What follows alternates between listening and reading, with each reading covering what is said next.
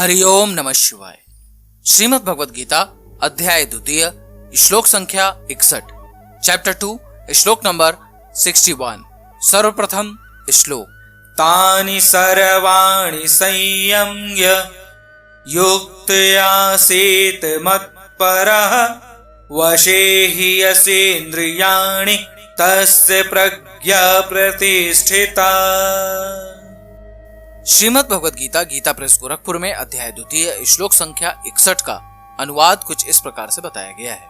इसलिए साधक को चाहिए कि वह उन संपूर्ण इंद्रियों को वश में करके समाहित चित्त हुआ मेरे परायण होकर ध्यान में बैठे, क्योंकि जिस पुरुष की इंद्रियां वश में होती हैं उसी की बुद्धि स्थिर हो जाती है।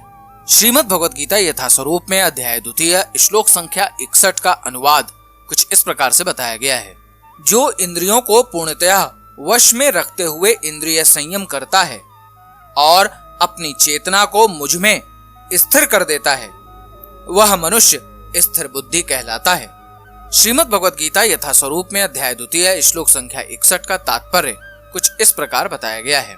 इस श्लोक में बताया गया है कि योग सिद्धि की चरम अनुभूति कृष्ण भावनाव्रत में ही है।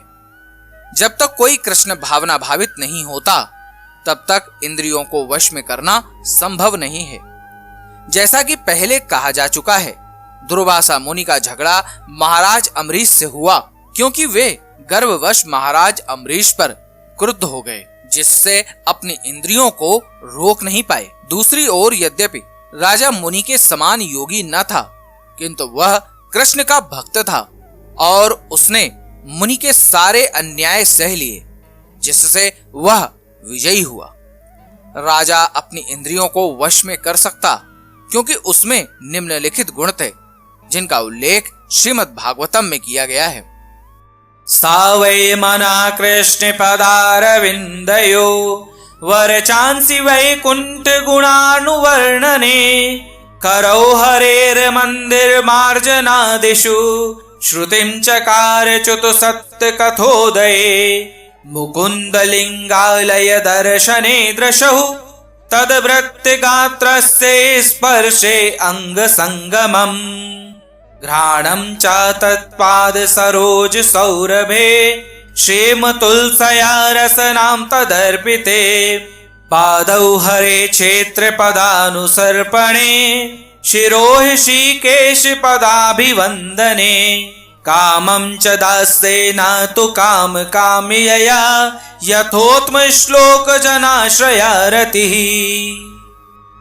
राजा अम्बरीश ने अपना मन भगवान कृष्ण के चरणार विंदों पर स्थित कर दिया, अपनी वाणी भगवान के धाम की चर्चा करने में लगा दी, अपने कानों को भगवान की लीलाओं को सुनने में, अपने हाथों को भगवान का मंदिर साफ करने में, अपनी आंखों को भगवान का स्वरूप देखने में, अपने शरीर को भक्त के शरीर का स्पर्श करने में, अपनी नाक को भगवान के चरणार विंदों पर भेंट किए गए फूलों की गंध सूंघने में, अपनी जीभ को उन्हें अर्पित तुलसी दलों का आस्वाद करने में, अपने पांवों को जहां जहां भगवान के मंदिर हैं उन स्थानों की यात्रा करने में, अपने सिर को भगवान को नमस्कार करने में तथा अपनी इच्छाओं को भगवान की इच्छाओं को पूरा करने में लगा दिया।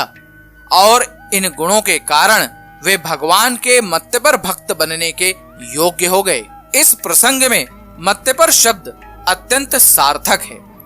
कोई मत्तपर किस तरह हो सकता है, इसका वर्णन महाराज अम्बरीश के जीवन में बताया गया है। मत्तपर परंपरा के महान विद्वान तथा आचार्य श्री बलदेव विद्याभूषण का कहना है, मदक्ति प्रभावेन सर्वेन्द्रिय विजय पूर्विका स्वात्म दृष्टि सुलभेति भावः। अर्थात इंद्रियों को केवल कृष्ण की भक्ति के बल से वश में किया जा सकता है।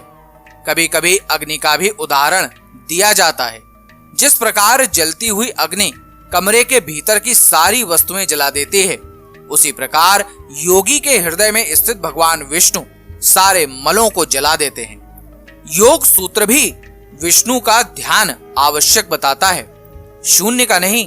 तथा कथित योगी जो विष्णुपद को छोड़कर अन्य किसी वस्तु का ध्यान धरते हैं वे केवल मृग मरीचिकाओं की खोज में वृथा ही अपना समय गंवाते हैं। हमें कृष्ण भावना भावित होना चाहिए, भगवान के प्रति अनुरक्त होना चाहिए।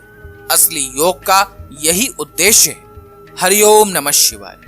अब आप मेरे साथ बोलिए, हरे कृष्ण कृष्ण कृष्ण हरे हरे, हरे राम राम राम हरे हरे।